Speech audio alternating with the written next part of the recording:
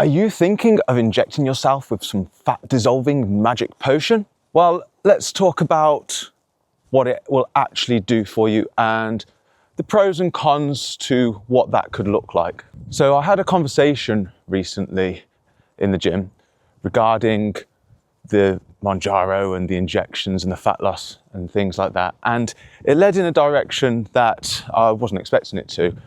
Now, I know there's a lot of people out there that are doing it instead of keeping fit, or even doing it alongside keeping fit. But there's a level of necessity and unnecessity depending on who you are and why you're taking it. And this fat loss injection isn't really about fat loss. It's about shortcuts.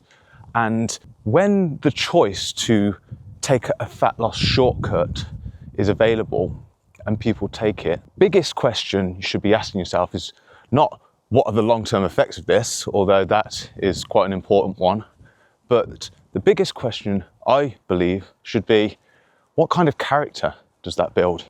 When you have fast results with minimal effort, it tends to point in a direction where shortcuts are the easy way out, the way that people should be going. And I feel that that could dissolve a little bit more than fat. And it raises the question of what actually gets built when the hard part is removed. Now, I don't want to go into the science of the injection and how safe it is or unsafe it is, although similar to a lot of drugs and things that are put out there, there isn't a lot of data behind it, a couple of years at most with some of these things. And it always brings me back to the thought of, there was once a time when doctors were prescribing pregnant women cigarettes, and now look where we are with that. Hard paths tend to build patience, self-trust, and confidence in yourself, and more confident in taking the difficult path or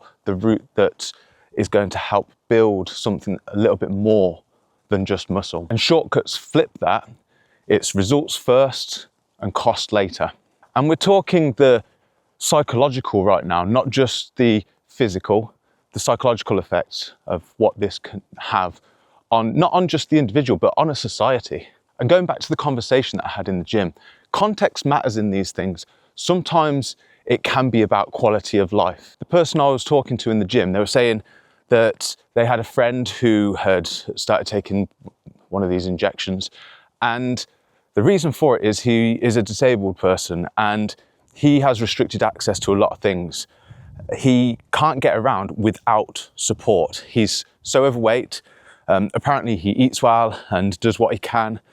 Again, you don't know what's behind that and other hormonal issues that may be a result of his overweight or his disability. But this has raised the importance of conditions in my mind. And in this particular instant, he was taking it to lose weight to gain independence back.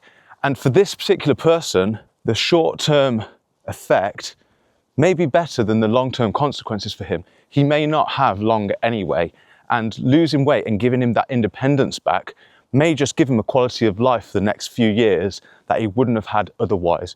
So there is a place for it, but we're talking the top end. We're talking medically beyond obese and disabled. There are many people who have chose to take the easy path through life and are in a position where now they've been offered this easy path, it's the one they'll take. And for those, their character will never change. It is just the way they are.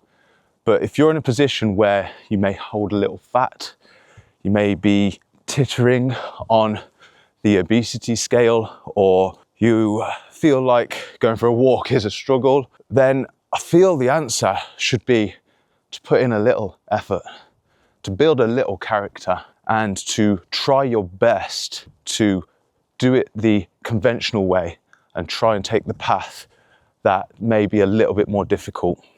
And the difference here with that story and people just taking it to lose a little bit of belly fat is intention versus avoidance. And the intention of this person isn't avoidance. He does what he does in his wheelchair, what he can do to lose weight. But if you can get up and you can go and you can move and you can make the choice to eat healthier, then maybe that could be something you could start with.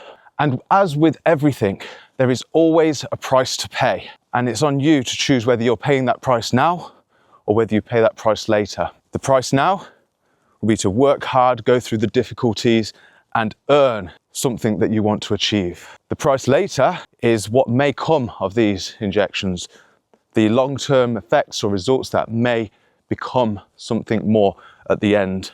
And as I said, this isn't about the physical effects. I'm talking psychological effects. I'm talking building resilience. I'm talking building character.